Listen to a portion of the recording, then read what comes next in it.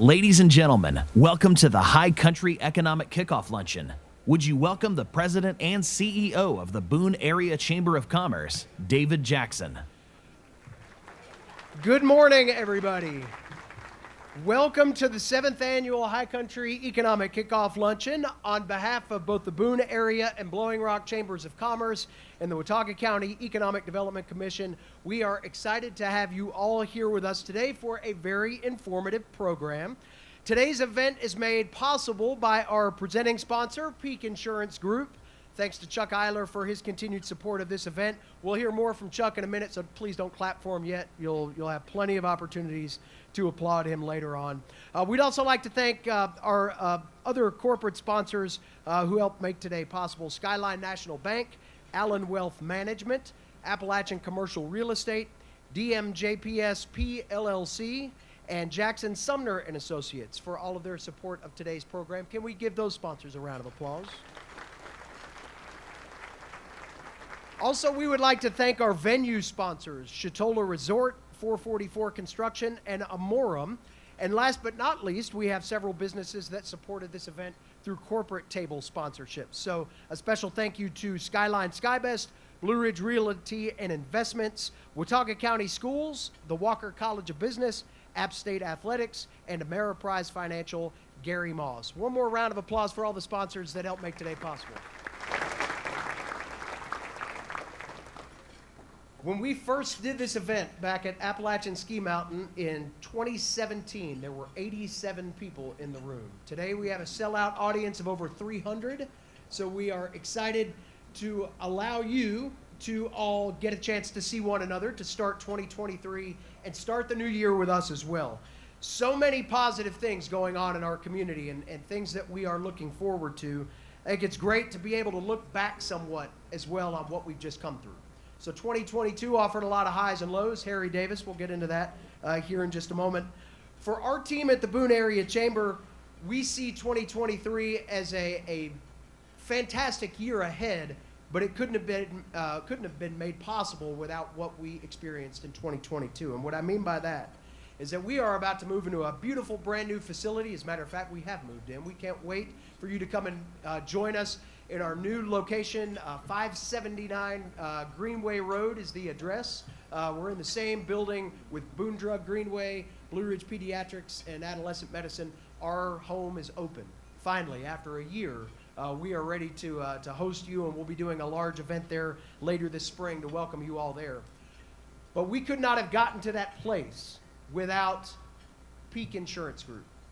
We lived in their building for a year. At times, it was like a frat house. I'll be honest. There were smells that came from the kitchen that we don't know what they were, but we were able to house our organization inside an organization. Not only to give us physical space so we could still do the work of the chamber for the better part of a year, but I can't tell you the lessons that we learned watching one of our members from the inside and learning by seeing the day-to-day experiences of what running a business like Peak, a dynamic one that's been growing over the course of that year, but seeing that behind the scenes at a very formative time has done a lot for us in helping us vision our strategic plan moving forward. So as I get a chance to introduce our first speaker of the afternoon, I must first say thank you, and if we could all please raise a glass and toast our friends at Peak Insurance and Chuck Eiler. Thank you for giving us a home for the last year, and now please come and join our audience. Chuck Eiler, everybody.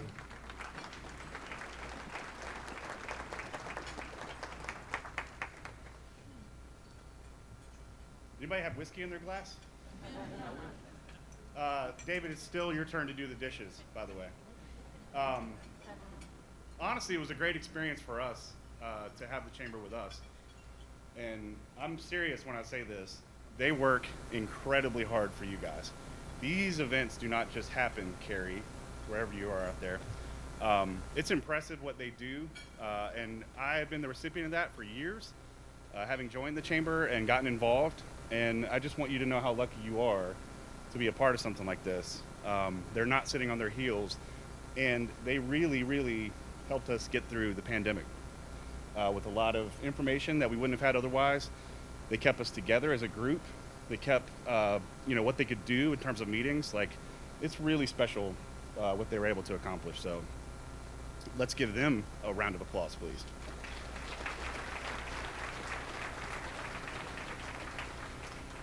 So I think partnerships are a fantastic thing, and I am really, really excited about what I'm about to tell you guys. And I think it's fitting at the Economic Kickoff Breakfast that we have two of what I think are really great organizations coming together in Boone this coming year. So I'm formally letting all of you guys know that Jesse Miller and I and First Security Insurance and Peak are now partnering to provide services for the community, and I could not be more excited to talk about that a little bit. We really just want Jesse on board for his jokes, if you've ever seen him, and his ability, of course, to auction. So we'll be presenting him more. But I really am excited about this strategic partnership. I couldn't be partnered with a better group of people. Andrea, I'm sorry, this means a lot more work for you, but I appreciate you and Kelly and Haley and our team. Matt is now with us. This is such a great partnership for us to extend in this coming year. I'm going to leave it at that on purpose because my hope is that you have to come ask us about it. So there you go. All right, who's working the slides? Just a little bit more about us in terms of this expansion. Something David's mentioned to me recently. I sort of failed to mention a lot of things that have happened with our organization. This is our current map since we've expanded. And I'm really proud of that now, and David and I talk about this. Boone has a culture that we are proud of, and that I know that you guys work hard to be a part of. And when I'm able to expand our business off the mountain, I'm bringing a little bit of Boone to them, and we do things, I think, in the way that would make you proud, and I'm really excited about our expansion and all the people that will be able to help because of it. So thank you for your support of us and your support of the Chamber.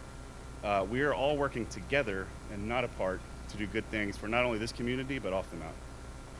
All right, slides. This is really cool. I'm super excited about this. Enough about me and Peak. I get to do a podcast with David Jackson.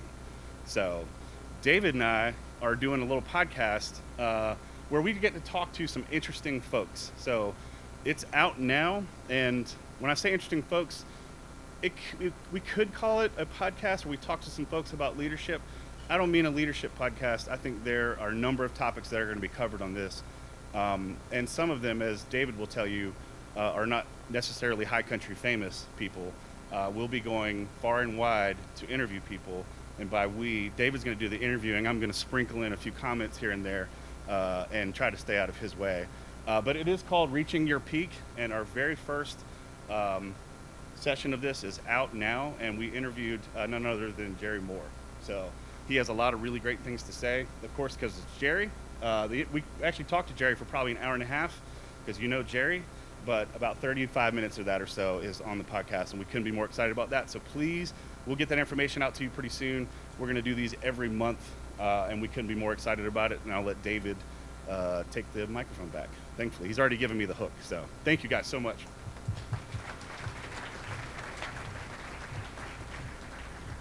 Yeah, so I get to do a podcast with Chuck Eiler. I get to do a podcast with Chuck Eiler. Yeah, all right. Excellent. Thank you, Chuck, for everything. Yesterday, we announced our 2022 Watauga County Business of the Year Awards, and we are going to bring those folks forward here in just a moment. I do want to thank Carolina Mountain Title for helping make this possible. They provide some of the very best examples of businesses supporting businesses, and we're proud to have them join us to award these 3 outstanding businesses today. Over 30 individual nominees were brought forward in this year's process, each showcasing strength and resilience that is necessary in today's business climate. Before we introduce our winners, I would first like to introduce Lindsay Ennis with Carolina Mountain Title to say a few words as we begin our presentation. Lindsay.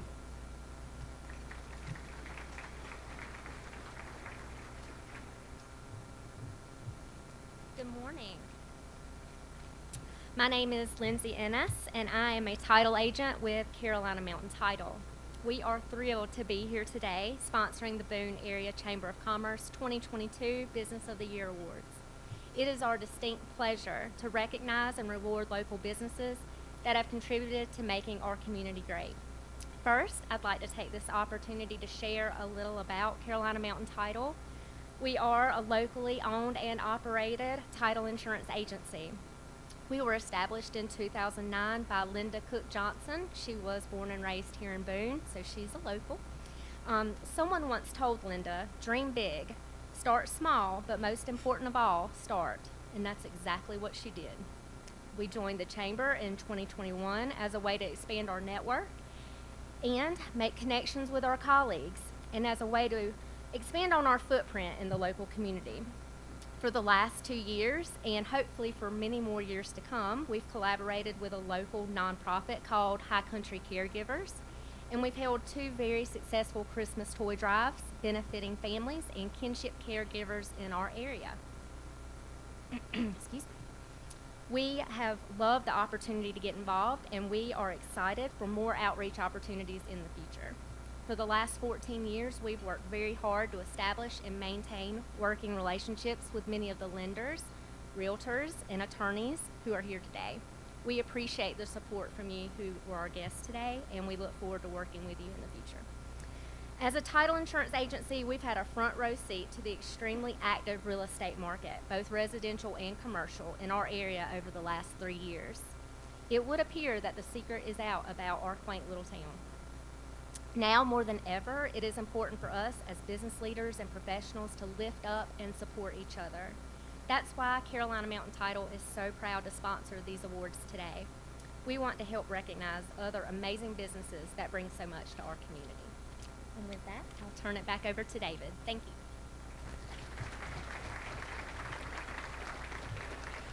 All right, we will first present our Startup Business of the Year for 2022. After spending 3 years of planning and calculating when would be the best time to begin their dream project of bringing float therapy to the high country, who knew that February 2020 would be the month on the calendar that we would soon refer to as the before times? Angela and Brad Hevner persevered with a massive renovation and business start simultaneously, all while the community supported their efforts. Through crowdfunding, the Re-Energize Watauga Loan Program, and other support, they managed to open their doors in October of 2020, only a few months behind schedule. After working with App Healthcare to write the playbook for how to operate such a facility, this stunning business took care of itself by helping people take care of themselves at a time that was absolutely right for all of us. This past year, they facilitated 1,100 floats, 256 saunas, and donated thousands of dollars in services to some of the very same community organizations that helped them get off the ground in the process. It's our pleasure to award the 2022 Watauga County Startup Business of the Year to 180 Float Spa and Angela and Brad Hevner.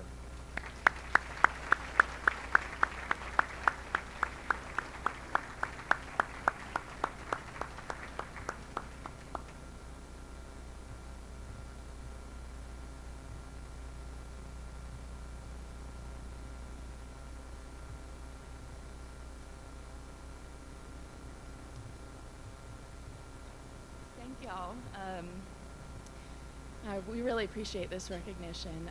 Starting a business is certainly no easy task, and having the community behind you is really everything. So we really appreciate it, and it's just such an honor to be able to see transformation in people when they come in and seeing them leaving better than when they arrive. So thank you for your support, and we appreciate it.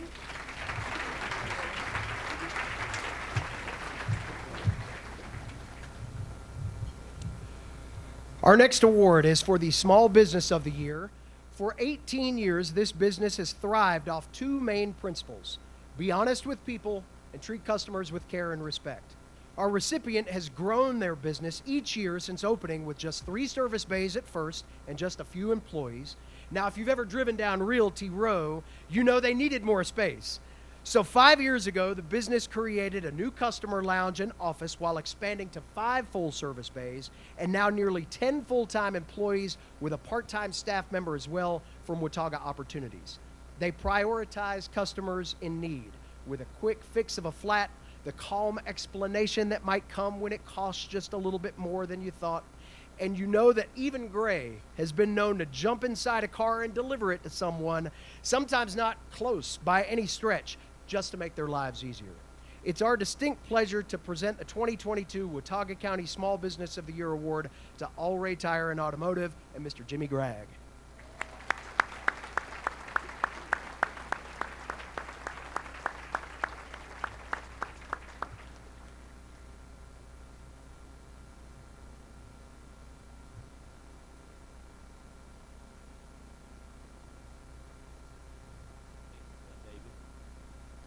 As you said, 18 years of doing this, and I look across this crowd and I see a lot of other business owners. You think, wow, are you really worthy of it?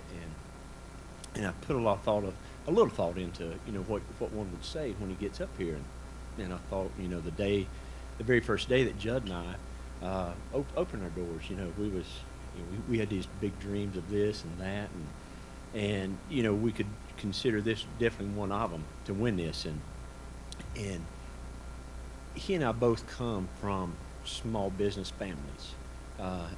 Judd's father, Roger Huffman, was owner-operator of the Ford shop here in Boone for many, many years.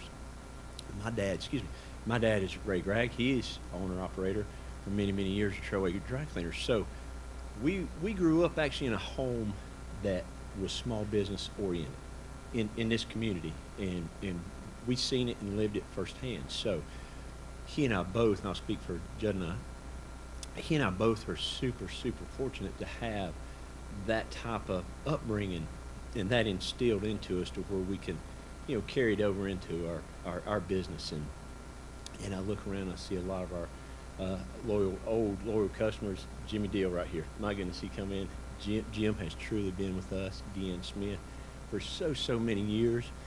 And we just got to give a big thank you to our customer base.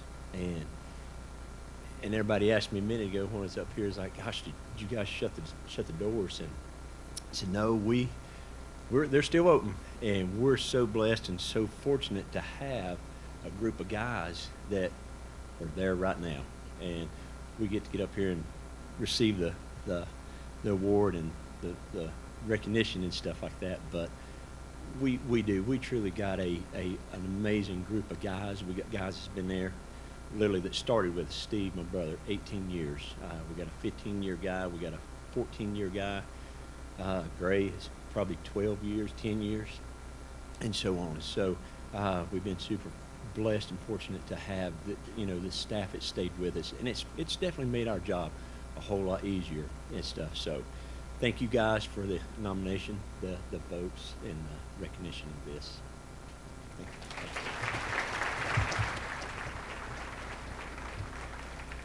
Make sure you keep in Jimmy's good graces, because remember, they know what our cars look like when we bring them in. They've got pictures of all of our floorboards. You know they do. Our final award goes to the team that features some of the biggest hearts that you will ever find in the world of healthcare. In 2014, they brought nonprofit hospice care to the high country, providing a workforce of caregivers that could let families be families as they deal with the transitions we encounter at those times. Amorum has sought to provide quality space for their growing staff to work and train. Last March, they opened a new palliative office and training facility off Archie Carroll Road in East Boone. Before that facility was even opened, they were inquiring about how to allow community groups to use that beautiful, spacious meeting facility that they were building as part of that when they weren't using it for training. Another need has arisen for our area, and Amorum once again has risen to the challenge, launching an $8 million capital campaign to establish Watauga County's own patient care facility, bringing the opportunity for families to be together and not on the road driving from place to place. My mother trained nurses at a facility like this before she ultimately became a patient at one down in Greensboro. The gift given to families in that circumstance is immeasurable, and the work that's provided by this type of care also is what we've come to know as the standard operating procedure for our 2022 Large Business of the Year recipient. Congratulations to Amorum Healthcare.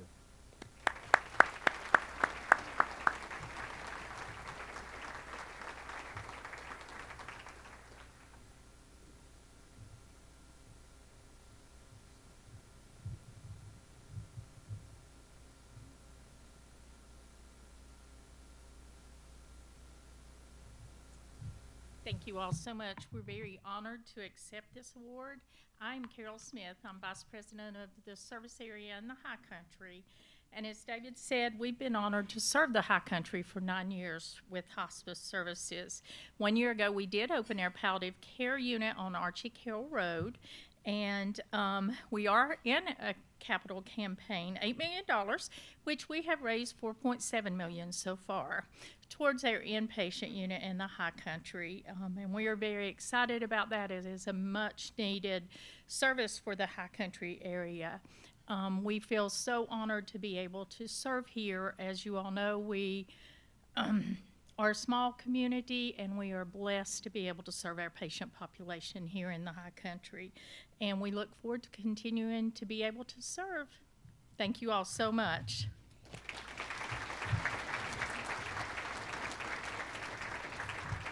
For a few closing thoughts on our Business of the Year ceremony, please welcome from Skyline National Bank, Mr. James Young.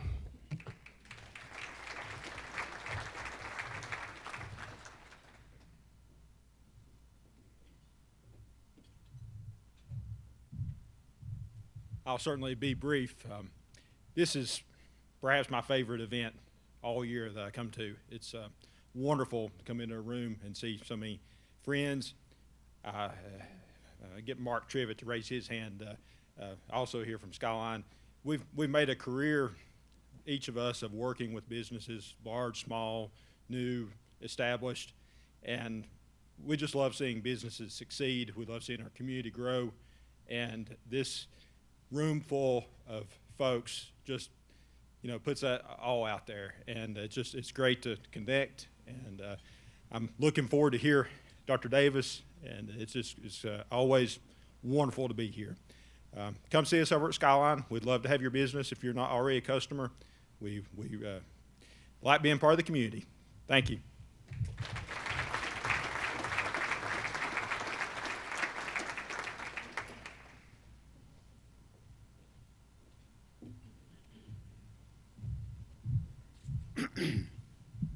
Well, good morning. I'm Charles Harden. I'm President and CEO of the Blowing Rock Chamber of Commerce. We're that little town 8 miles south. For those of you who don't know, I'm sure you do. But on behalf of the Blowing Rock Chamber, I would like to welcome you to our 7th High Country Economic Kickoff. I remember, like David does, that back some years ago when we started this, 7 years ago, we partnered to start this event.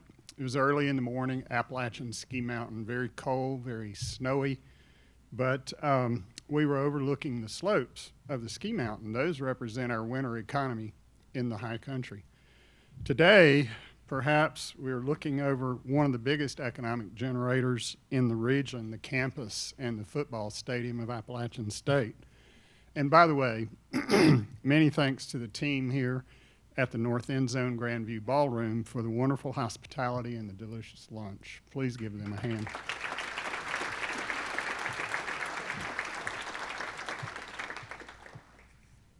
I too always look forward to Dr. Davis's comments. This has been an interesting week for our economy, I think, so I'm going to be really interested to hear about what you have to say about this week. So at the Institute for Organizational Management, which is chamber school essentially, we are told that if you've seen one chamber, you've seen one chamber. There is no template or boilerplate for Chamber of Commerce. Each one is created and honed over many years by its business community to reflect the values, economics, and the priorities of the community that it represents. While these are two very different chambers, Boone and Blowing Rock, we share many members, and of course, this wonderful place that we call home. We also partner together to bring you not only this event, but we do joint business after hours throughout the year, educational seminars, and economic development for this area, and more. We're very proud of the partnership that we have developed over the years, and I would like to thank David and the Boone Chamber for their part in that. The Blowing Rock Chamber right now, of course, is working very hard on Winterfest. We're trying to bring it back to its pre-COVID brilliance. Many of your favorite events will be back this year. Winterfest is, of course, a celebration of the winter season here in the High Country. It is also a charitable event which raises much money in the area for the many nonprofits, while we also are bringing visitors here to enjoy the activities that are offered. I hope that you will consider coming over on Friday night and joining us for the ice stroll. We have almost 30 ice sculptures that will be spread out through town for you to enjoy. Or you might come over for the chili competition on Saturday, or perhaps the beer garden or the pancake breakfast on Sunday. But if you're really ready to celebrate winter, you should consider jumping in Chatola Lake on behalf of charity. For all the tickets and the complete schedule of all the information on all the events, please visit our brand new website. We just launched a brand new website for the Chamber, loveblowingrock.com, and click on the Winterfest tab. I hope you'll take the time next weekend to join us to celebrate winter. At this time, it is my honor and pleasure to introduce James Milner, who is president of Appalachian Commercial Real Estate, who will introduce our first speaker. James. Good morning, or good afternoon, everyone. Those that don't know me, I feel like after 23 years, I've gotten to know most of you, but those who don't, James Milner, president and owner of Appalachian Commercial Real Estate here in Boone. We provide commercial real estate sales, leasing, consulting, and appraisal services here in the High Country. Today, I certainly don't want to steal anything from Dr. Davis, and like James, I enjoy this event a lot too. But from a commercial real estate perspective, I wanted to bring three things that I thought would bring value to this group today. Those three things are supply and demand, pricing relative to the cost of capital, and transactional activity. If any of you have been reading our economic indicators report that we partner with Dr. Davis and the Chamber on, you know that we talk a lot about supply and demand, and that supply and demand continues to be out of balance.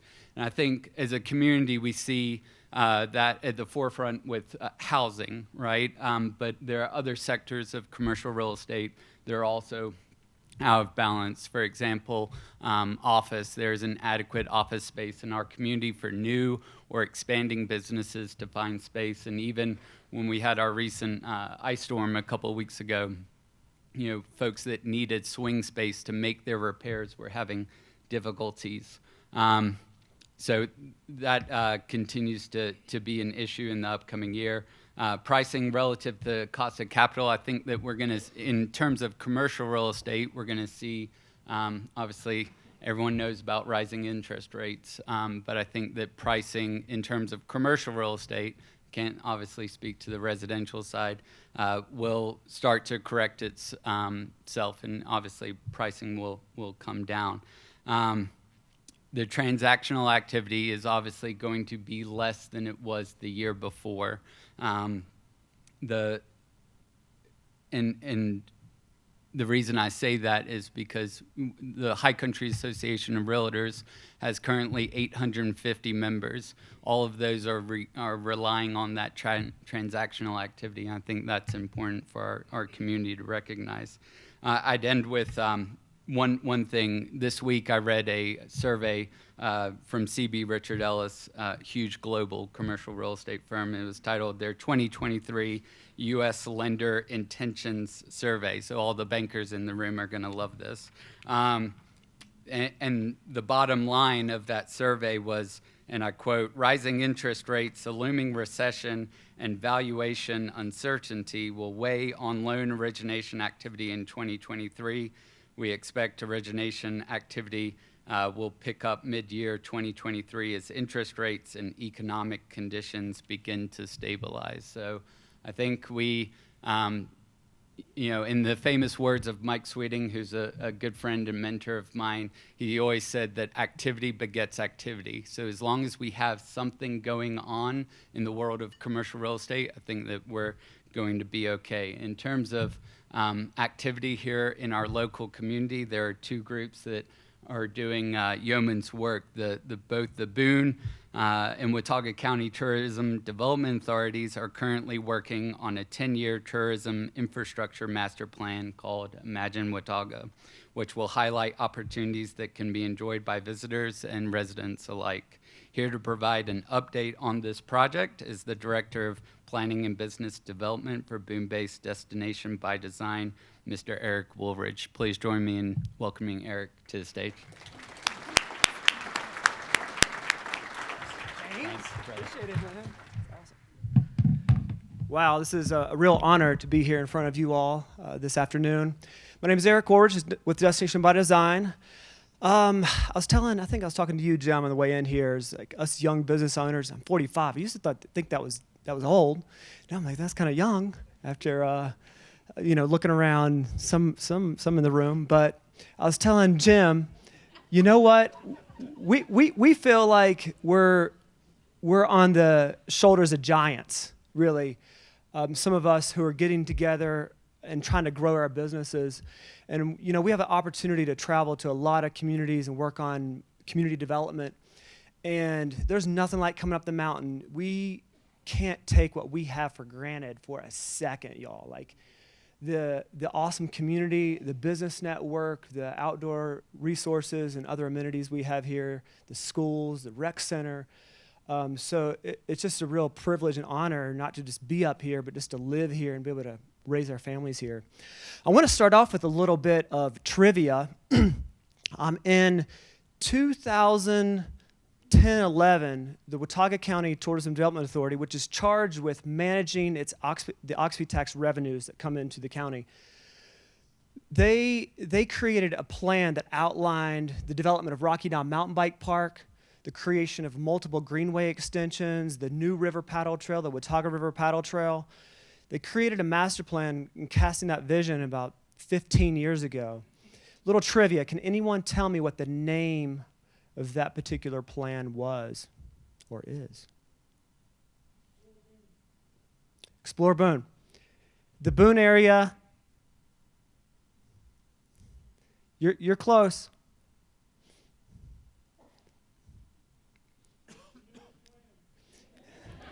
All right, we've got a pound of coffee for you. That's right, the Boone Area Outdoor Recreation Plan is what that document was called. And as of now, that plan, as of this year, is going to be retired. It was a huge success, that particular plan. It wouldn't have been possible without a lot of partners who came to the table, because it takes vision, which that plan provided, and it takes money, which Oxford Tax provided to kind of seed a lot of those projects. But the biggest critical partner or piece of that is partners. And I think of Blue Ridge Conservancy, who's done a tremendous job with the Middle Fork Greenway, with Boone Gorge Park. Now they've got a Northern Peaks Trail Coordinator, beginning to advance a lot of projects in that front. You look at the expansions along the Watauga River, multiple river accesses, the new river access. So what that board has been able to do in terms of advancing outdoor recreation product has been huge. And Jim, my slides, who's on that front? We can go to the first one. There we go. So that obviously was huge. And now that plan is going to be retired, what has been replaced with that plan is Imagine Watauga. This is now the next 10 to 15 years of looking at how can the TDA responsibly steward Oxford tax revenues to advance quality of life and product development here in a really strategic way. What's different about Imagine Watauga? There's a few things. One of those is who's at the table. It is no longer just the Watauga TDA and the county commissioners, but it is also the Boone TDA and the town of Boone.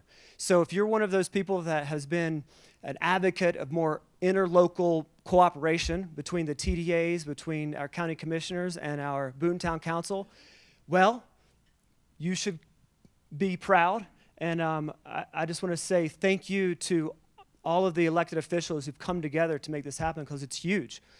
And just those that are elected on one of the TDAs, will you just raise your hand if you're associated with the Watauga or the Boone TDA?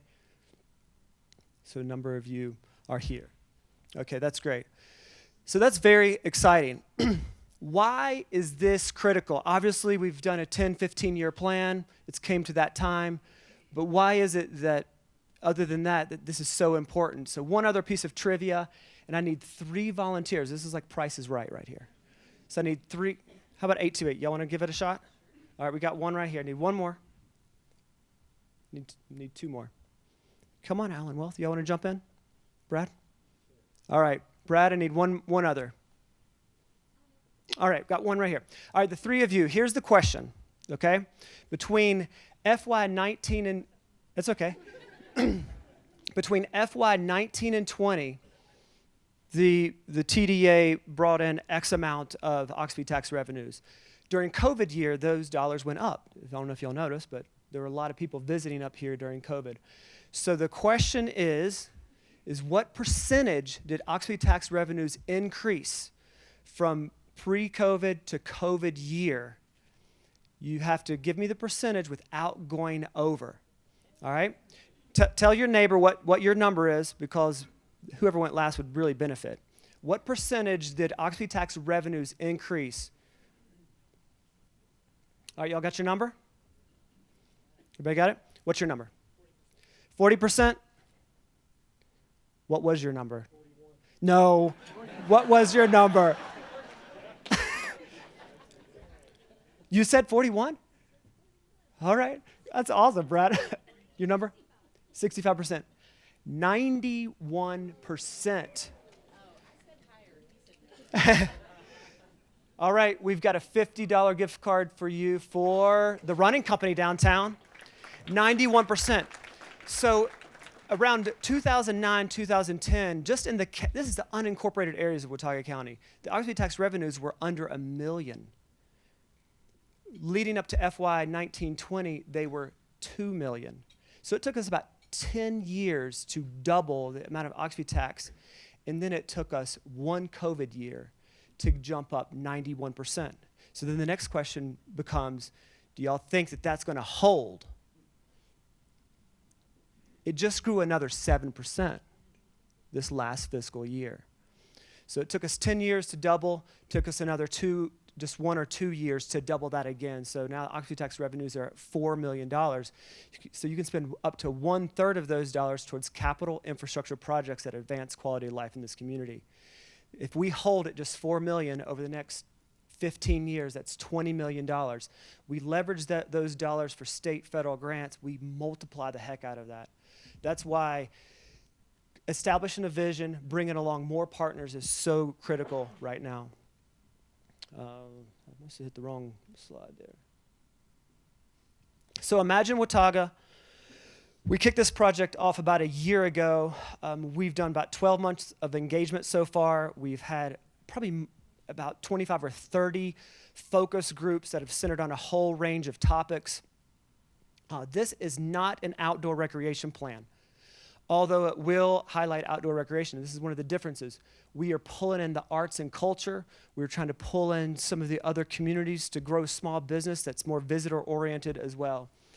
We've engaged 35 different government nonprofit agencies, and over 579 of you all responded to the online survey as well. If you go to imaginewatauga.com, you can see some of the results of that survey as well.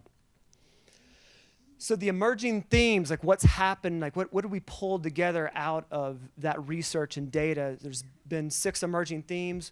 One is connectivity. How do we connect, Rocky Knob into Brookshire, and we continue to connect our river accesses and continue to develop those assets. Outdoor recreation is huge. Amber with the Arts Council, Watauga Arts Council, is huge, pulling in the arts into this piece. How do we double down in that space? Education and awareness. How do we teach people who come here and also our locals about the history or the environmental impacts of stream restoration or different environmental things that are unique to this particular area? We see that as an opportunity and was definitely an emerging theme. How do we spread demand as opposed to just in core areas? How do we spread people out throughout the entire county while also advancing downtown Boone and other areas as well? And then lastly, which kind of goes along with that, is this notion of the rural village. We're working in Cove Creek, just got our meetings with Cove Creek Preservation and Development. We're meeting in Valley Cruces tonight, try to spread out the opportunities as well. But all of this is going to be dependent on partners such as Blue Ridge Conservancy, Boone Area Cyclists, and who else we can raise up through this process to come alongside and partner. So I would just say congratulations to the Watauga TDA, the Boone TDA, the county commissioners, and Boone Town Council, and everyone who's helping to lay out the groundwork for what the future is. The final steps to this are we'll go and present the plan results to the county commissioners in February. We'll present those to the Boone Town Council in, Tim, in March. And then we will do a large community workshop in April. And at that point, would love to get more feedback from the community. So with that, thank you so much. Appreciate it.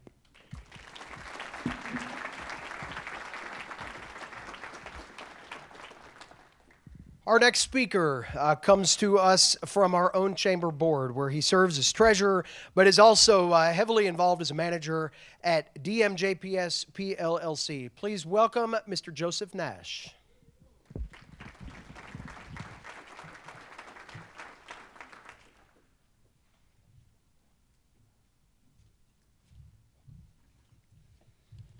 Thank you, David, and good morning, everybody.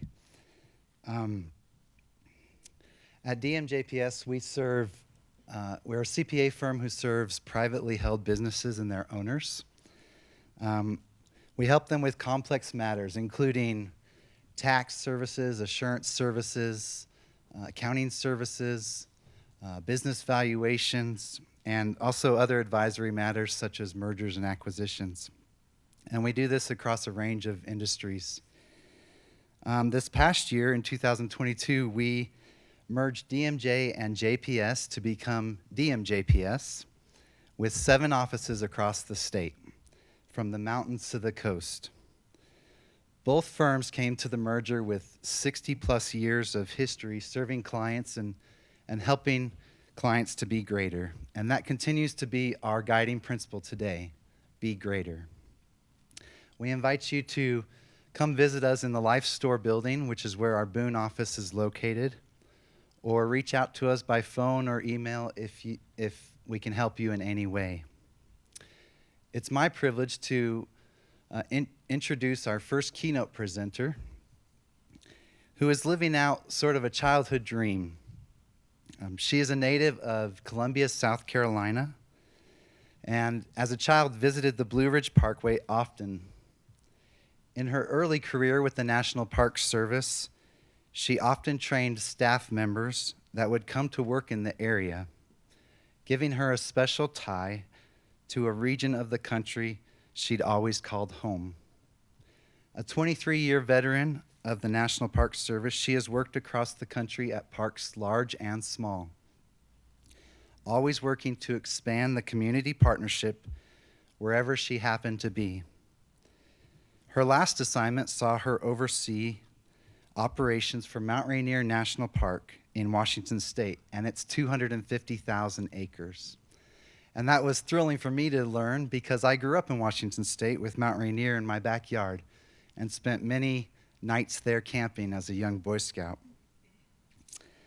After this experience, it was natural for her next move to come back home and provide leadership to the largest and most special park there is.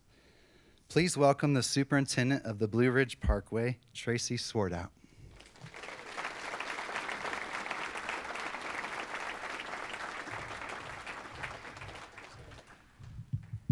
All right, so y'all, I talk fast for a Southerner, so I'm going to try to go through some pretty pictures and talk a little bit. So maybe we can go to my first slide, and I'm just going to kind of dive right in. So first of all, thank you for the warm welcome. I'm Tracy Swartout. I'm the superintendent for the Blue Ridge Parkway. If you know us, we're that road up on the hill, and it connects Shenandoah National Park in Virginia with the Great Smoky Mountains National Park in Tennessee. Some of you may think we're a national forest, but we are, in fact, our own national park unit. We are a unit, one of the 400-plus units of the National Park Service. Now, when people hear that I work for the Park Service, sometimes they think of this guy out there with Yogi Bear and the picnic basket at Jellystone. But if they hear him as superintendent of the National Park Service and they're of a certain age, any of you guys remember Schneider from One Day at a Time? He was the superintendent, and I do have keys that are that big. If you haven't realized already, I'm not the economist who's presenting today. I'm sort of like the wedged in middle of the Oreo cookie. The pictures on the bottom really more reflect what it's like to be a park superintendent, and I'll tell you just a little bit about these two. For a National Park Service unit in the country, it's kind of like being a county administrator or an administrator of a small municipality.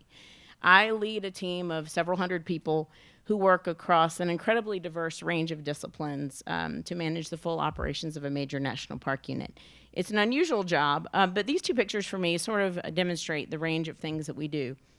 On the right, or your right, is a picture of me up on the Parkway at one of our historic sites, connecting with people in the field, connecting with park partners, connecting with folks to build support for the local areas of the park. In all our parks, things are local. And with 469 miles, every one of our communities is an opportunity to go local.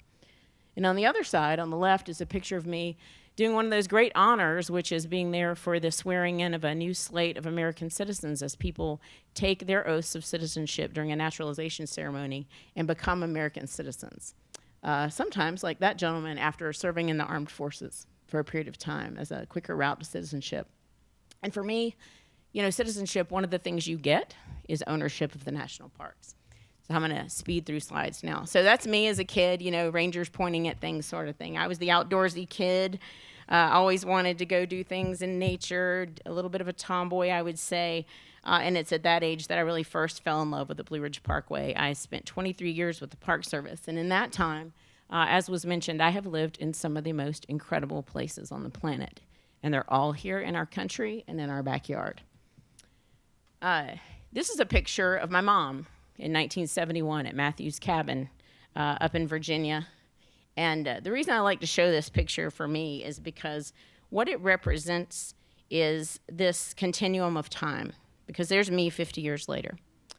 Part of what we do in the National Park Service is connect generations of people to the same place.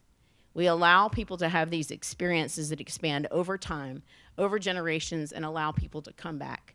Probably my mom didn't know at the time that she was going to have me, and then 50 years later, there I am in the doorway. I did show her that picture, and she was like, look how skinny I am, talking about herself. So I was like, thanks, Mom. You know, moms are moms. So for me, it's a big part of what we do, is connect people with really important places in their lives and their communities. The National Park Service was created in 1916, and by that point, there were already a handful of small national parks: Yosemite, Mount Rainier, Sequoia, Yellowstone. They had proved that the concept of a National Park Service system could work. And I'm not going to give a big history talk on the National Park Service. I'm going to leave that to other people. But those parks set the stage for the creation of the National Park Service in 1916 by the U.S. Organic Act. And the mission statement's up there. I'm not going to read it to you, but basically the gist is we're going to protect these resources for generations, unimpaired, and allow generations of people to connect with them.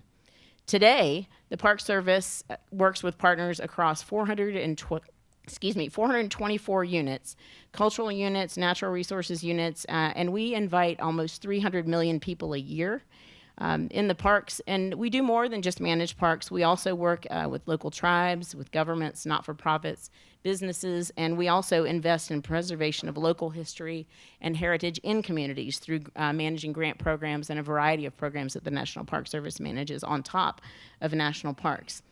Each unit of the Park Service does have its own enabling legislation, just like the Blue Ridge Parkway does.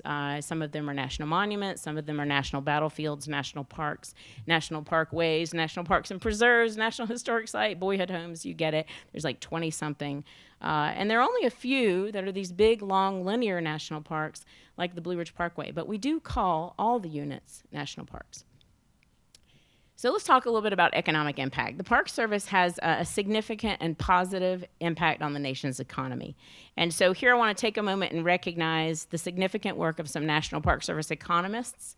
It's some of their work that I'm going to be referencing. Thomas Cullinan, Matthew Fleur, and Lynn Kuntz. They're co-authors of a publication you can Google up and check out, which I encourage you to do. It's called, it was put out this 22. It's titled Visitor Spending Affects Economic Contributions to Local Communities, States, and the Nation. There's a lot of charts and data that I'm going to present that come directly from their work, and so I want to attribute a lot of this information to them.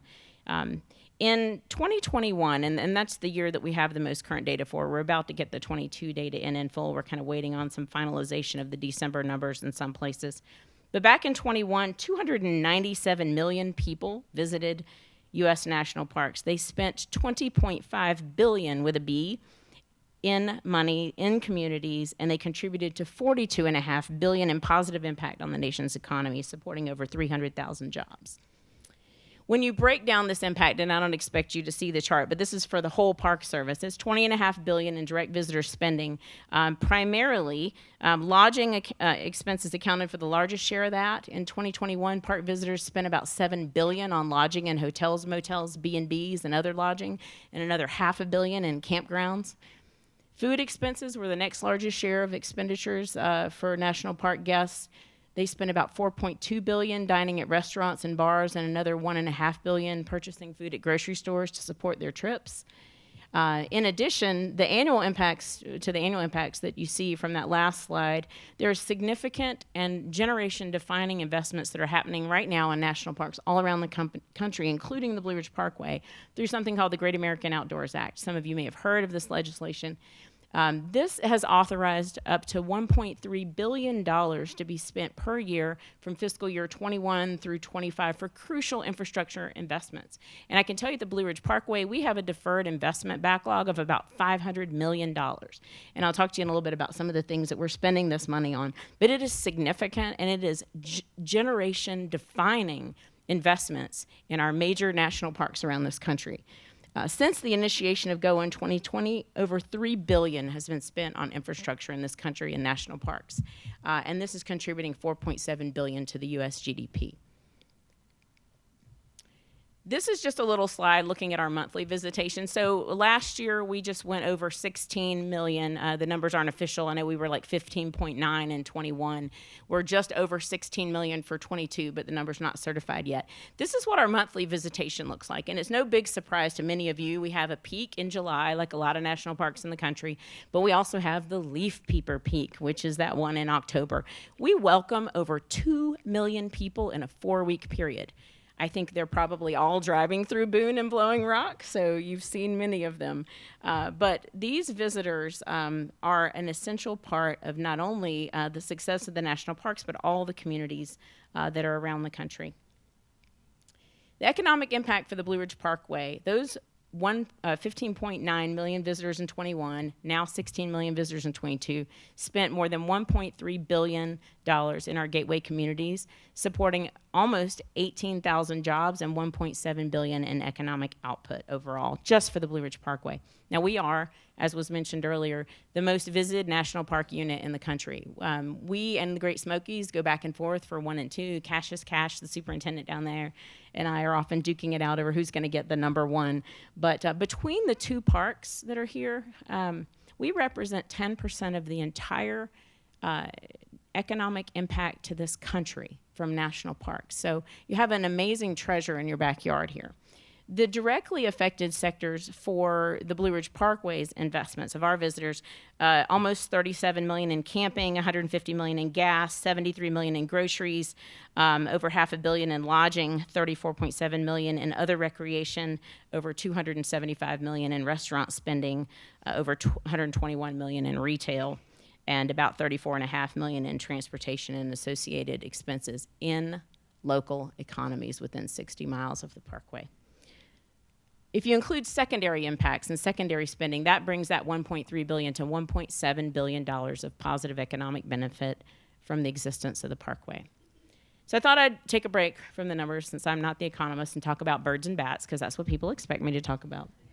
But I do want to kind of give you a sense of what is it that these people, these couple hundred people on the Parkway do for a living, in addition to just chatting with bears. We do have a range of occupations within the National Park Service. It's very similar, whether you go to Grand Canyon, Mount Rainier, where I used to work, or Blue Ridge Parkway, they're all quite similar, so I'm going to go over the kinds of work that we do. We do, just like a lot of parks around the country, we share this structure. On our natural resources side, we have biologists, landscape architects, cultural resource specialists, archivists, and lands program staff, and our compliance team.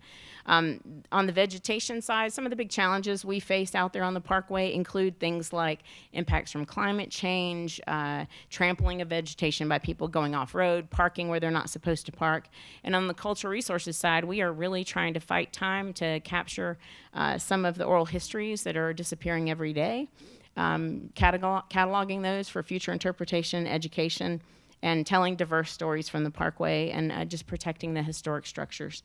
Our next division I'm going to talk about is maintenance and engineering. Like a lot of infrastructure-heavy parks like Blue Ridge Parkway, this represents the biggest part of our annual spending. The Blue Ridge Parkway, this includes roads, trails, buildings, grounds, utilities, and engineering staff. So we have 469 miles of mainline road, but we have also several hundred miles of other roads, non-mainline paved roads as well as non-paved roads. And we have over 500 buildings. More than 100 of those are historic, meaning they're incredibly, if you ever lived in an old house, it's like crying and writing checks. That's kind of what it's like for a lot of our historic structures, and I love them. But I used to live in a 100-year-old house, and it was just like that. In addition to the really expensive houses, sorry, I jumped ahead. In addition to the really expensive houses and important cultural assets we also have a significant number of maintained vistas. There used to be more than 2,000 maintained vistas on the Parkway. We maintain about 900, and they're on a sort of 3-year schedule for us to get back to. Some of you probably know this, but there were very detailed maps called the Plums maps that outlined the specific aesthetic outcomes for every overlook and pull out on the entire 469-mile length. They're protected. They quantify what plants would be where, and while you might not feel controlled when you're on the Parkway, those early landscape architects were very much managing what your experience would be in each of these places, and those experiences are things that we're trying to preserve forever. So they made conscious and thoughtful efforts of where things were placed. We have in the Parkway 10% of all the National Park Service roads in the entire country. We have 11% of the bridges in the whole country. We have 40% of the tunnels. And managing tunnels is kind of challenging. We have hundreds of scenic overlooks, parking areas, bridges. The life cycle for pavement's normally 20 years. We have more than 200 miles of roads that exceed 30 years. We have over 100 trails. We have 25% of the maintained landscapes.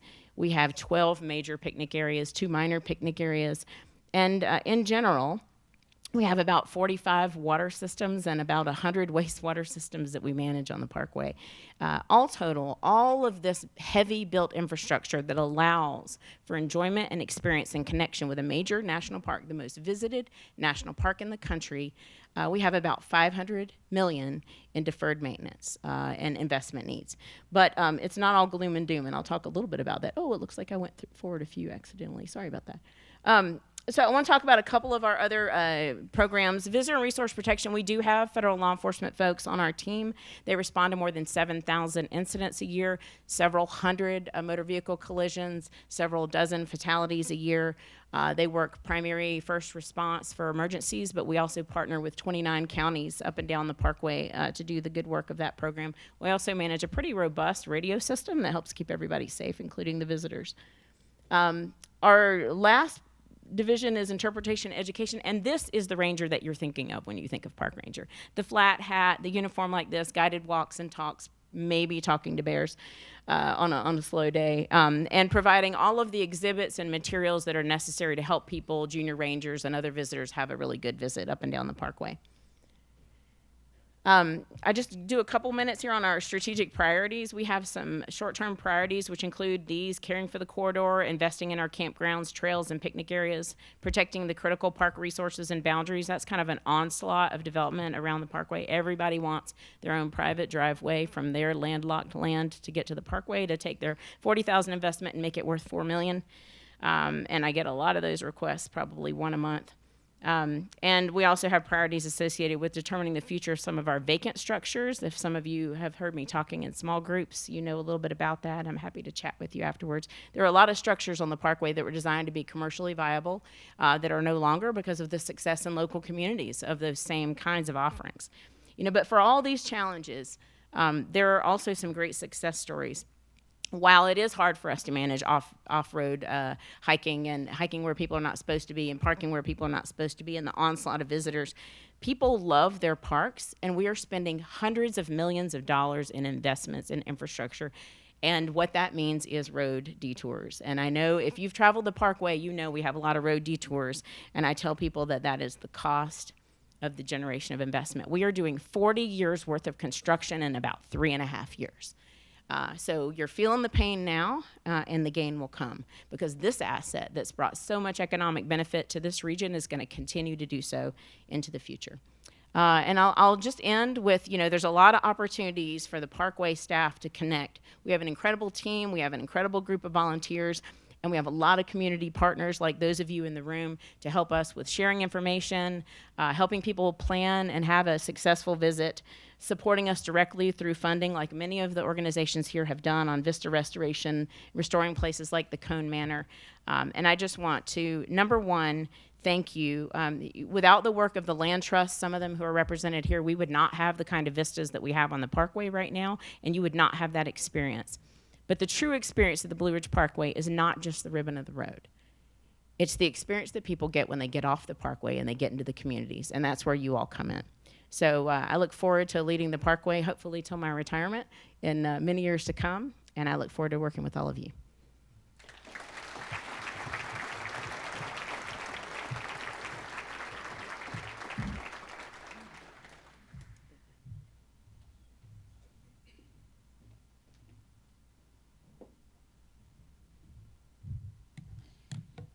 Thank you, Tracy. It's very refreshing to have someone with such passion for the Parkway. We are so blessed to have you. At this time, I would like to introduce Jonathan Allen with Allen Wealth Management, who will present our next sponsor. Jonathan.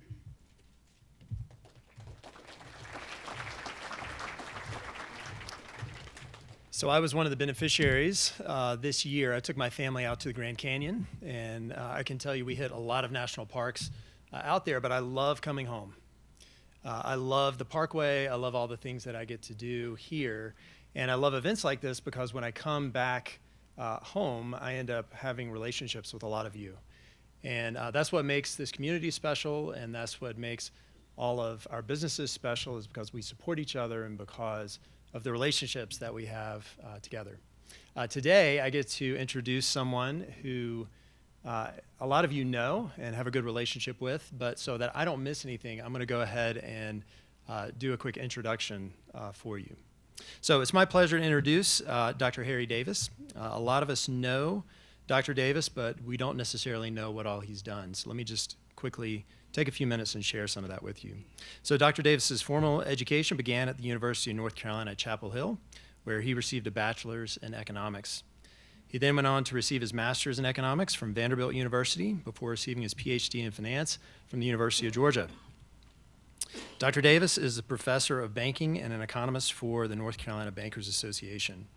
As the North Carolina Bankers Association economist, Dr. Davis puts together quarterly economic forecasts that are carried by various news outlets. He's frequently interviewed throughout the year by newspapers, television, and radio stations for stories on the economy and banking. Dr. Davis is a frequent speaker at state, regional, and national banking conventions on economic and banking issues. He's also an instructor for the North Carolina School of Banking. Additionally, Dr. Davis was an instructor for the North Carolina Insurance Executive Management School and the South Carolina School of Banking. Dr. Davis was also an instructor for the South Carolina School of Banking from 2006 to 2016. Dr. Davis is active in the consulting field, and he has presented seminars to various business groups in North Carolina and across the nation. A little closer to home, he helped to start a local bank in Boone and served on its board of directors for over 20 years. Dr. Davis presently is on the board of directors of Life Store Bank, and he's on the advisory board for the Western Youth Network. Most of us know him as a professor of finance at Appalachian State University. And specific to this organization, the Chambers, Dr. Davis is a past chairman of the board of the Boone Area Chamber of Commerce, and he continues to serve on that board. He also authors a quarterly summary of current conditions as part of the Boone Area Chamber's Economic Indicators Reports. That has been referenced already. And finally, Dr. Davis is delivering his 7th annual economic forecast for this event. So ladies and gentlemen, let's welcome Dr. Harry Davis.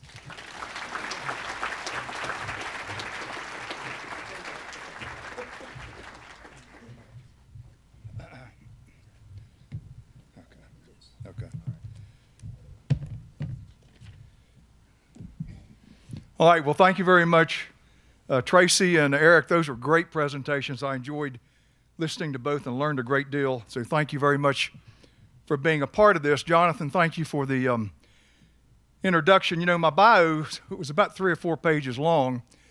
And a few weeks ago, I got with Representative Santos of New York and asked him if he could help me.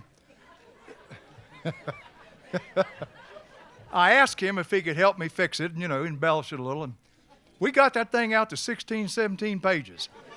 And Jonathan, you didn't drill down far enough, but on page 16, I think, it says that I've actually walked on the moon twice. Well, this afternoon, I'm here to tell you the truth. I have not walked on the moon twice, just once. But, and my bio, you know, I'm going to be bipartisan. My bio was stolen, and it was found in the president's garage. And they asked him about it, and he said, I don't know anything about this. I live at the White House, and we don't even have a garage. So, all right, I'm bipartisan. A couple stories before I talk about economics. Over the holidays, I went to a small rural church in rural eastern North Carolina, just a little church, and I was sitting on the front row, and there's a guy sitting beside me, and after the service, the minister came up, and he thanked me for being there, and he thanked this guy. And this guy said, "Preacher, that was one hell of a sermon." And the preacher said, well, you know, down here in rural eastern North Carolina, we don't talk that way in our churches. And this guy said, really? He said, well, you know, I put $200 in that offering plate when it went by. The preacher said, hell, you come on back next Sunday. And one other story, I got to tell you a story about David. You know, David was the announcer for the football games and basketball games for ASU. You've heard him this morning. He does that thing on Thursday mornings on the radio. He teaches a speaking class at the university. He's a good speaker, but that was not always true. Now, David used to not be a very good speaker at all. In fact, he was awful. And so when he came to ASU, he decided to take a public speaking course. And so it's the first day he's got to give a speech. And he gets up there and he starts this speech. Well, after just a few minutes, there's a guy sitting right in front of him, right on the front row, and this guy's eyelids start coming down. Well, David talked on, and after a few more minutes, this guy's eyelids were all the way down. His eyes were completely shut. David droned on. Well, after a few more minutes, this guy's head starts coming down like this. David droned on. Well, after a few more minutes, his chin came to rest against his chest. Did I mention that David droned on? Anyhow, David droned on. And finally, this guy starts snoring. Now, there's a student in the back of the room, and he's a very serious student, makes all A's, very serious. He cannot believe that a student could be this discourteous to a fellow student. He reaches into his book pack. He takes out a hardback book, and he slings it at this guy as hard as he can. He hits this guy right in the back of the head. His head comes up. He shakes his head like this. He says, "Hit me again." I can still hear him. So David's come a long way. Now, David and I are doing this together, so if he gets up and leaves the room, I'm finished. So, all right, let's talk about the economy some. Last year, the economy grew somewhere, the U.S. economy grew somewhere around 2%. We don't have the fourth quarter numbers in. It may be a little better than that. We might be 2.5%. After 5.7% in 2021, which was a fabulous year for the U.S. economy, the best growth rate in 40 years. We're not in a recession. We probably are going to get into one, but we're not in one now. The National Bureau of Economic Research determines, they're the arbiter. They're the ones who decide when we're in a recession and when the recession ends and we go back into recovery. In the post-World War II period, we've had 12 recessions.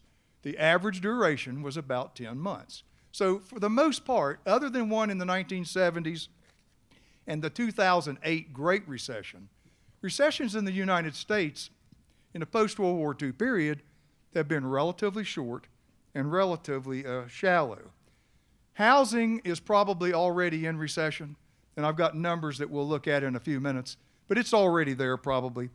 Manufacturing is on the doorstep of recession. It's right close to being in recession. So we'll get there.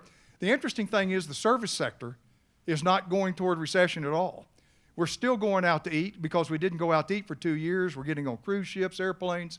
We're going to national parks. We're spending money on tourism. That was true here in Boone for the last 2 years. So that's not going toward recession. The other two sectors are. The ISM index has dropped under 50. When the ISM index is above 50, that means that the manufacturing sector of the United States is expanding. It went under 50 in November. It was under 50 in November and December. And so that's why I say that that's headed toward recession.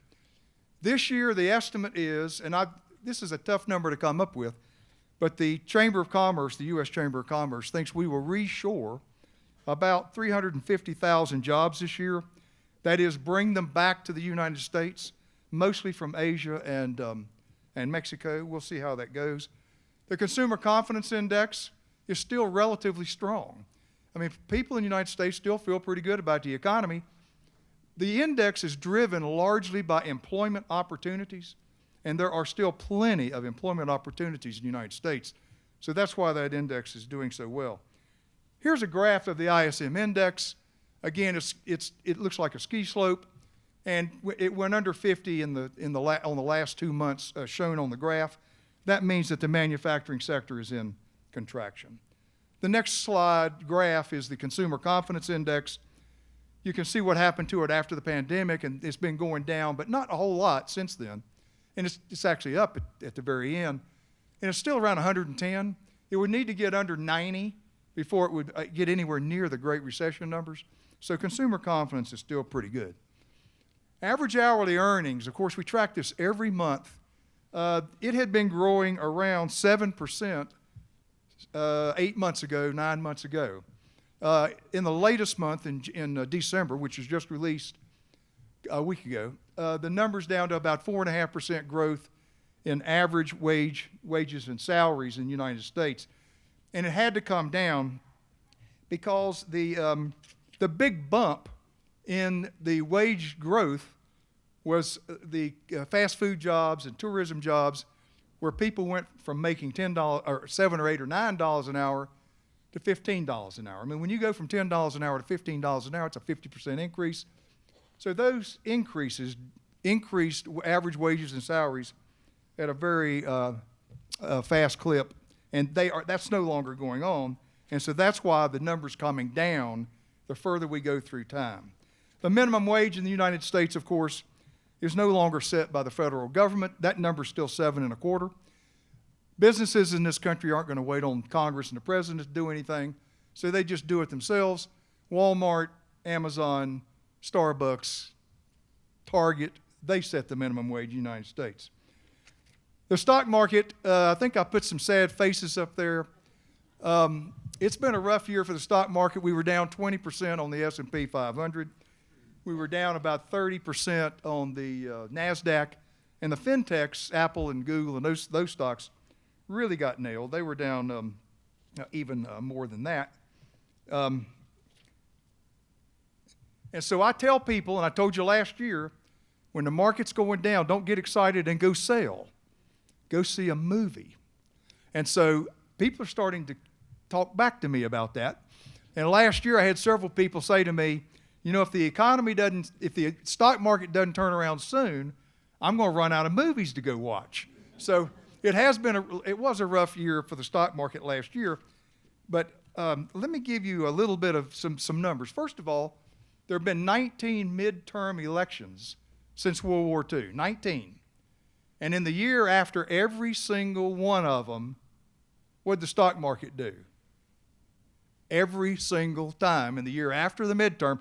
Now, that's an interesting piece of information. It's probably also worthless. But anyhow, this is an economist speaking. So it's interesting, but it's probably not worth a whole lot. But here's a number. If you had bought into the S&P 500 at the end of 2009, in the middle of the Great Recession, by the end of 2021, how much would your stocks have appreciated in percentage? 700%. So you went down 20% last year? Who cares? That's really so small. It really doesn't matter. If you were in the market for the last 10 years, you are way ahead of the game. Here's a graph of the S&P 500. Now, I show this to my students every semester. I showed it to them yesterday. Yesterday was my first day of classes. I'm a Monday, Wednesday person. And so I tell my students, I say, look, and they're all seniors and they're all going to graduate this semester. And so I tell them, look, you're going to go, if when you graduate, you get a job, and if they have a defined contribution plan, a 401k plan, you're going to go into the HR department and the person's going to say to you, do you want to go 60-40? Do you want to go 70-30? And I said to them, what does that graph tell you? What does it say to do? 100% in the stock market. Don't dare put anything in fixed income. When you're 20 years old, you're going to be in the market for 40 years. You don't need to worry about whether the market's going down next week. Who cares? 100% stock. So if you're in your 20s, 30s, or 40s, even 50s, you need to be 100% in the stock market because of that graph. I mean, that's pretty compelling, I think. Real estate. We got to talk about housing. The inventory of unsold homes continues to be at a record level low, but it's actually increased a little bit. And one of the reasons it's increased is because home sales have gone down so much. Now, these are national numbers. There are 5 million units short. We're 5 million units short houses in the United States. We build far fewer houses today than we did in the 80s and the 90s. So if you adjust for population growth, we're down 5 million units. What does that tell you? If you own a house, every night while you're watching TV, your house is going up in value $400 or $500 a day. Where else could that happen but in this country? That's fabulous. There's no way you can lose money in real estate in a house in almost any market in the United States, provided you're going to be in there for a while, because there is such a dearth of supply. We just don't have enough housing in this country. And everybody knows that who's connected with the affordable housing group. We just don't have enough housing in this country. Housing costs are up 35% since the pandemic. So obviously housing costs have gone up dramatically. Even with the decline in lumber prices finally, it's still up about 35%. Housing starts dropped 25% last year. We can't afford for them to go down, but they actually went down last year, and that was the first time since 2009 that housing starts have dropped in the United States. That's phenomenal. We actually built more multifamily units last year than we did the year before. That number actually went up. We built apartments. All you got to do is walk around Boone and look at the apartments that were finished in 2021 and 2022. It's phenomenal. We just didn't build any single-family residences in the United States. The National Association of Home Builders, these are the guys that build the houses, they survey their people every month. Last year, their confidence index went down every single month. So home builders don't feel very good about the economy right now. Existing home sales were down last year 35%. Actually, they were down a little bit more than that. The December existing home numbers was released this morning at 8:30, and I'm unbelievably boring person. I actually sit around and listen to business news in the morning. And it's even worse. It's even worse than that. I didn't change the slide, obviously, between this morning and now. Mortgage rates, of course, went from 3% a couple years ago, 18 months ago, to over 7%. They're now down to 6.5%. They're going to go down some more because the 10-year bond rate drives the 30-year mortgage rate, and the 10-year bond rate has been going down for a month, including this week. So mortgage rates are going to be coming down some. The Case-Shiller Housing Index, price index, comes out every month, and it went down in August. It went down in August, September, October, November. December's number's not out. So for 4 months in a row, their price index has gone down. Housing prices are going down. That's the first time in about 10 years that that's happened. There's a graph on existing home sales. There's that ski slope again. it does nothing but just simply go down. So we went from 6 million down to 4.5 million annual sales of existing homes. So a tremendous drop, and that's why I say housing is in a recession, at least in parts of the country. The unemployment rate in the United States is at 3.5%. We can't be in a recession. Goodness, if we're in a recession and the unemployment rate's 3.5%, then let's stay in the recession. The labor market is doing great. It continues to do great. That's the latest monthly number. Last year, we created 4.5 million jobs in the United States. That's the second most in history. What was the year in which we created the most jobs in history? 2021, 6.1 million jobs. So, economy's doing great. Employment has been extremely strong. We have about 10.5 million unfilled jobs in the United States. That number has bounced around between 10 and 11 million ever since the pandemic, but it's about 10.5 right now. We have 5 million people in the United States unemployed. So there are 2 jobs for every person unemployed. We just have to match them up better, perhaps. The labor force participation rate has been dropping since the pandemic. And that's one of the problems that's why we have so many help wanted signs. So many people have left the labor force and said to heck with it. It did increase in December, the latest month for numbers. But still, over the last 2 years, the labor force participation rate is down considerably. It's because of people like me, boomers. Boomers are retiring in droves. We're getting out of the labor force. Child care, I read an article on child care last week. For those of you who have either child care or buying child care or elder care, what's happened to the cost in the last 9 months? Looks like that, doesn't it? Unbelievable increase in the cost of child care and elder care. Those workers were working for $8 and $10 an hour 2 years ago. Not anymore. You don't pay them $15 to $20 an hour, they're not coming. So those costs have gone up dramatically, and so somebody's staying home with the kids, and that's another reason that the labor force participation rate stays down. We continue to have a serious drug problem in this country, and for a lot of people in the working age group, 18 to 54, that's another reason for the lack of employment. The rate of inflation was at a 40-year high. It's come down considerably. Last summer, it peaked in June at about 9%. It's down to around 6%, give or take a half a point, and depending on whether you use the high frequency number or you use the core number, but we're somewhere around 6%. Food and rents, the housing part of it, are sort of the 2 areas that are stubbornly hanging up. They are coming down a little bit. Other areas like gas prices, they've come down a bunch, but housing, the rental part and the food part are still holding up a little bit. But they are both actually coming down. It's just that they were going up so much. The Fed in 2021 decided to step on the gas, put as much money into the economy as possible to provide liquidity for the system. And they did.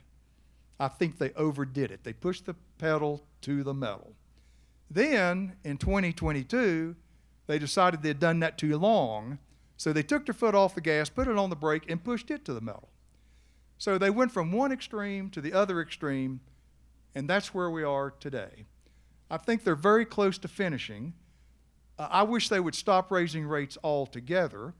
And last week I was on an economic forum in Durham before 950 people, and one of the people in the audience was the president of the Richmond Fed.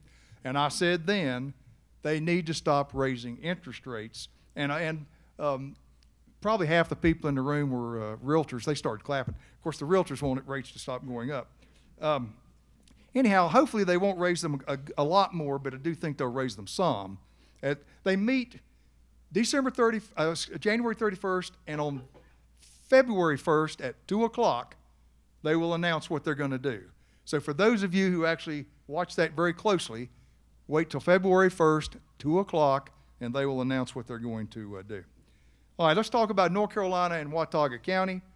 Our unemployment rate, 3.8%. That's the November number. The December number's not out yet. The state number usually trails the national number by about a month, so it hasn't come out yet. In general, for the last 10 years, the North Carolina unemployment rate has been equal to or less than the national rate. So we do better than the nation in general. One of the reasons for that in the last 10 years is incredible population growth. Our state has tremendous growth. We added 900,000 people in this state between the 2010 census and the 2020. 900,000 people for a 9.5% increase in population, making us the third, fourth, or fifth fastest growing state in the country, depending on when you start and when you stop your analysis. So that's incredible. And of course, it's not because of birth rates. We don't have more babies in North Carolina. It's because people immigrate to North Carolina because this is such a great state. You've heard people talk about the fact that the population growth is very uneven. If you go to the Census Bureau, you can pull up North Carolina and pull up, it's on one piece of paper, 50 counties and then 50 counties on the other side. And 50 counties in the state lost population between 2010 and 2020, and 50 counties gained population. Unfortunately, the 50 counties that lost population were the 50 counties with the least amount of population.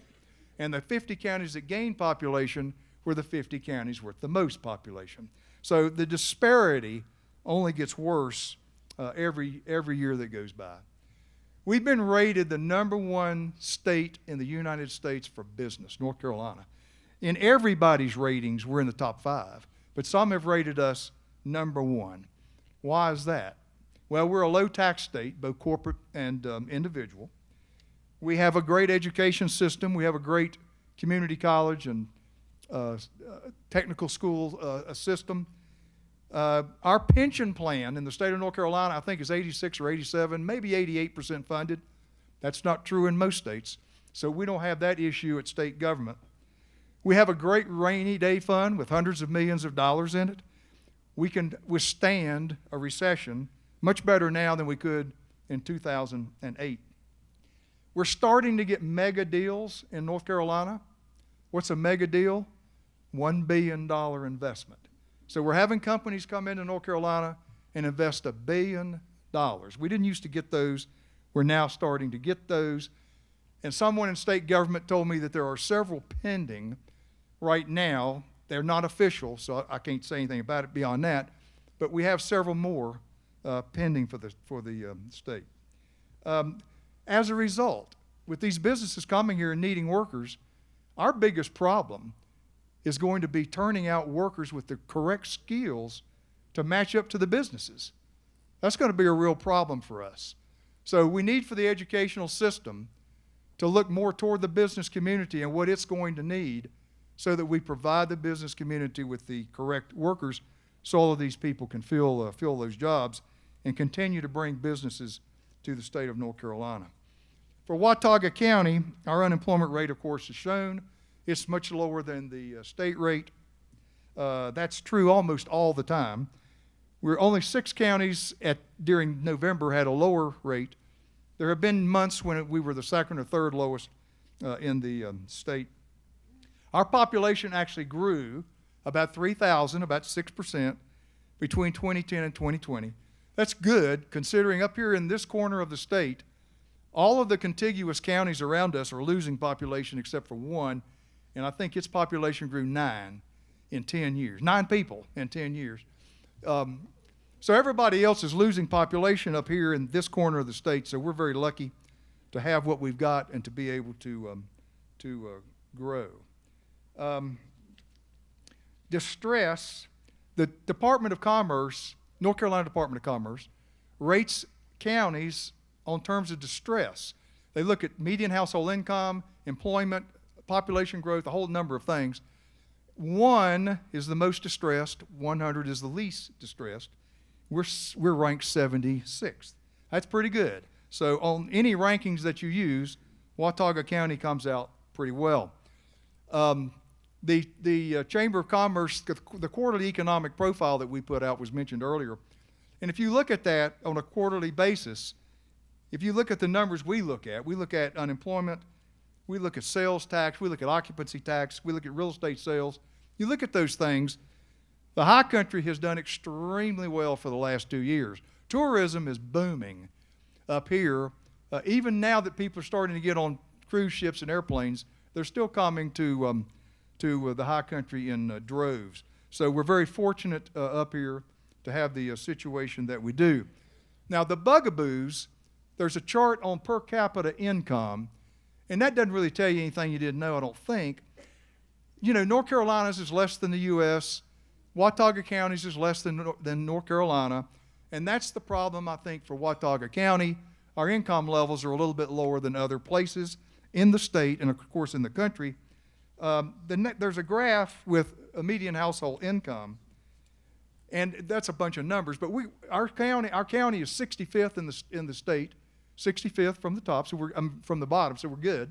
We're in the top half in terms of median household income.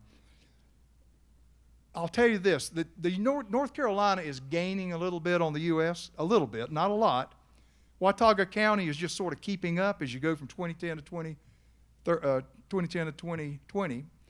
But I think over the next 10 years, when we get the next census, when I come back and give this presentation 10 years from now, those numbers are going to look a lot better. I'm going to look a lot worse, but those numbers are going to look a lot better because we are growing so fast and our economy is growing faster than the U.S. economy.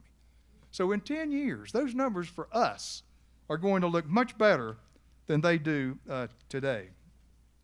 The outlook. What can we expect for the future? And this is where, of course, economists get themselves in big trouble.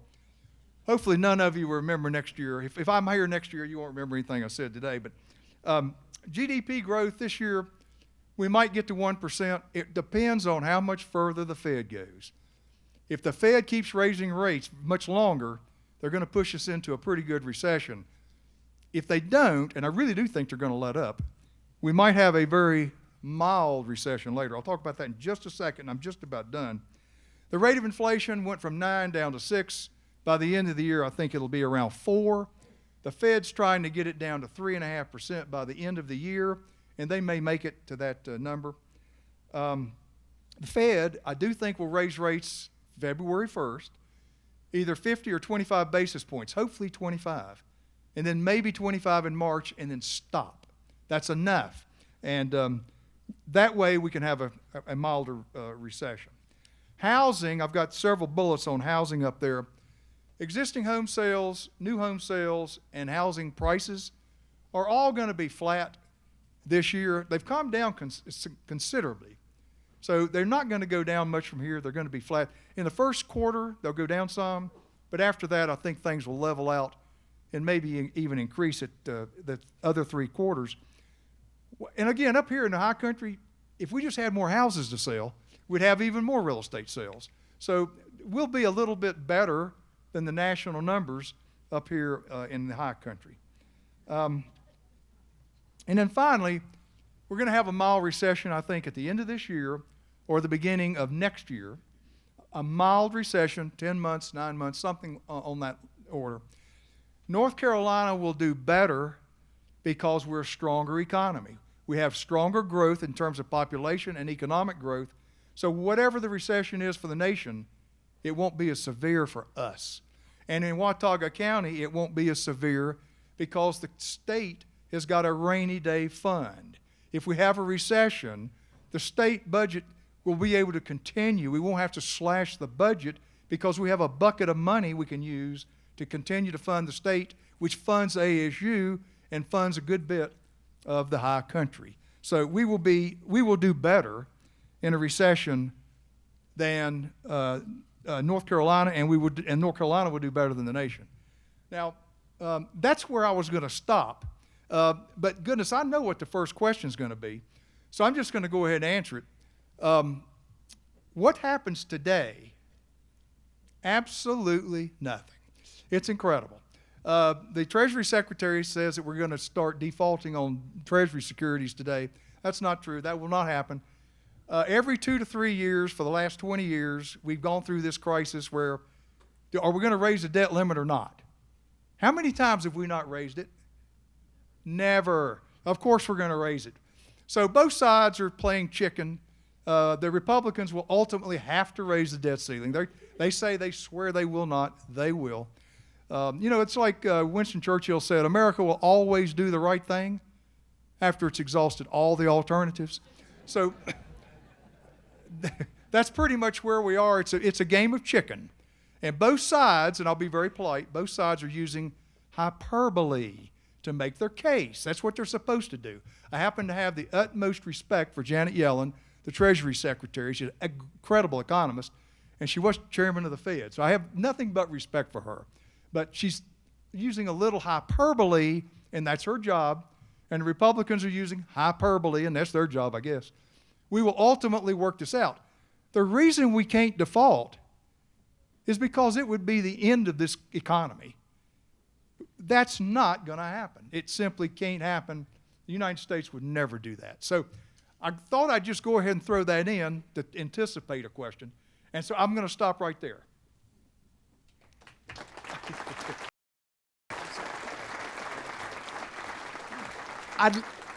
We've got just a few minutes here, and I know we're a little bit over time, but I wanted to have Tracy and Eric come back up. And any questions that you have for the audience, we've got 3 folks with microphones around the room. We'd like to get your question on the mic just so everybody can hear it, but we'll entertain questions for any of our panelists here today.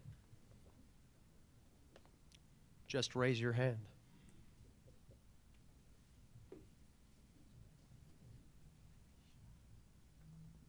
Got one over there in the back.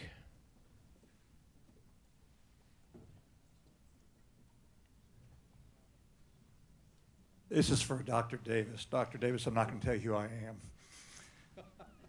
You said unemployment's 3.5%. We know that the age 5 to 19 is a smaller group than the group that's between 50 and 64. So there's less people coming into the workforce than is going out of the workforce. How are we going to reshore 350,000 jobs? Well, we do that by U.S. companies coming back and being able to figure out to make things as cheaply as they can do it in China. Remember, China's labor costs have been going up much faster than ours. Their wages have been going up faster than ours. Plus, after they make it, you got to ship it all the way back to here. Energy cost has gone up over the last 10 years, and so it's more expensive for them to make it and ship it here. And so our businesses are getting a break. And again, that's why we're getting back textile jobs and furniture jobs in North Carolina. I know people that have started and restarted companies in this state in both of those sectors in the last 5 years. Started up a furniture company and started up textiles. So we're making that change. You know, to your point, to some of your point, as a nation, we have got to find some way to get an immigration policy that makes sense. We've got to get people coming to this country legally, and we need to figure out how to do it. I can't believe that you can't get Republicans and Democrats in a room and figure out some way to make it work. We need young immigrants coming into our country to pay my Social Security. But we need them here for economic growth. We need more people with green cards. We need to let far more people in with high skills. We need more computer programmers. If we don't turn out enough in our education system, let's bring them in from Asia. Let's get them here to help grow the U.S. economy. Legally.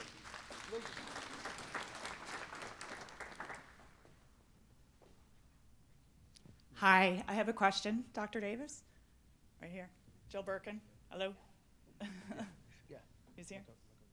Can you see me? Yeah. Yeah. Right over here? Okay, Yeah, you can go hear me? ahead, What about the debt? How long would you assume, if we were to be fiscally responsible, would it take to pay off the debt so that we don't have to worry about bringing in more people because of our spending is outrageous? Well, first of all, we'll never, ever pay off the debt. We might, at some point, actually reduce it some, but we will never pay it off. I don't even think we'll ever pay it down in any serious fashion. In the next 5 years, and I don't know which year, neither does anybody else, depends on what interest rates are, the interest on the debt, that payment, will exceed the defense budget of the United States. $31 trillion in debt in a $22 trillion economy. We have absolutely, at some point, got to stop increasing spending at the rate we've been increasing it. We did it for COVID, and I understand that, and it was needed. But we have got to find some way to stop increasing spending at the rate we're increasing it, or we're going to have great issues with the budget, where the budget is completely consumed. In fact, it almost is consumed now by Social Security, Medicare, interest on the debt, and military. That's pretty much the budget of the United States. So we need to get a handle on spending and do a much better job there in hopes that we can perhaps bring the total debt level down some, but boy, I wouldn't hold my breath on that. You better not. You said you'd be back here in 10 years. Any other questions for our panelists? Yeah. We got one over here on the side. Yes, Omer. Harry, the biggest growth that we saw post-war was actually in the 50s, when the tax rate at its highest was 90% for the highest income folks. So I hear a lot of talk about a fair tax and tax rates that are too high or too low. What should it be? All right, Tracy, this one's yours. Well, you know, you're right about the tax rate in the 50s, but remember, the reason the economy grew in the 50s was what? World War II. We came out of World War II. Everybody came home. Everybody got pregnant, had a house, bought a house, got a dog, 2 cars. That's the reason the economy grew in the 1950s, was not the tax rate. It was because of World War II and the fact that it ended. I don't know what the best marginal tax rate would be. I have always been in favor of a flat tax. Get rid of all these layers and all these deductions, and so that I go get thoroughbred horses to try to lower my tax rate. Good Lord. Get rid of all that stuff and just say, you make this amount of money, give me 10%. Next line, you owe that amount of money, you make that amount of money, give me 20%. Just put it on a postcard and get rid of the IRS and get rid of all the deductions. We would probably take in more money, and and it would be so simple. But we won't do that. So I don't know what the optimum tax rate is. The optimum tax rate is depending on how much money you're going to spend. So we got to figure out a way to get those two sides to talk and come up with numbers where we don't run these big, huge annual deficits, which is what we're doing. We're continuing to run them right now, this year, last year, this year, for as far as the eye can see. The deficit's $3 trillion a year or more. Never goes under it. Maybe time for one more question before Harry eliminates another federal government position. Park Service is safe, though. Tracy, the Park Service is safe. All that IRS money's going to the parks. Yes, Ronnie. Hey, I got a question for Dr. Davis. So during post-COVID, the retail restaurant sectors suffered the most with employment, and that's obviously affected a lot of our small businesses in our neighborhoods. What kind of solutions do you think are there for moving that forward? To help them out? Yes. Well, I'm sorry, but the answer is so simple. It's, look, for 20 years, the last time we changed the minimum wage, I think, was in 2005. I might be off by a year or two. The people in the restaurant business and the hospitality business and all that stuff were grossly underpaid. And I was part of it. I went out to eat and I was going, wow, they're not charging me enough money. We didn't tip enough. Those people were grossly underpaid. The pandemics opened everybody's eyes. And everybody said, I'm not working for $8 an hour anymore or $10 an hour either. If you don't pay me $15 an hour, I'll just go to work for Amazon or Target or Walmart. I don't have to work for $10 an hour anymore. So small businesses have got to face the reality that people are not going to work any longer for $10 an hour. They can go work somewhere else for $15. Amazon actually starts their people at $17 an hour, and that's for the lowest job Amazon's got. It's $17 an hour. Walmart drivers, I think, make $75,000 or $85,000 a year driving trucks. Restaurants, everybody in small businesses has got to come to a realization $10 an hour is not enough. And on that note, Is there anybody in here I have not antagonized? how about another round of applause for our panelists here today?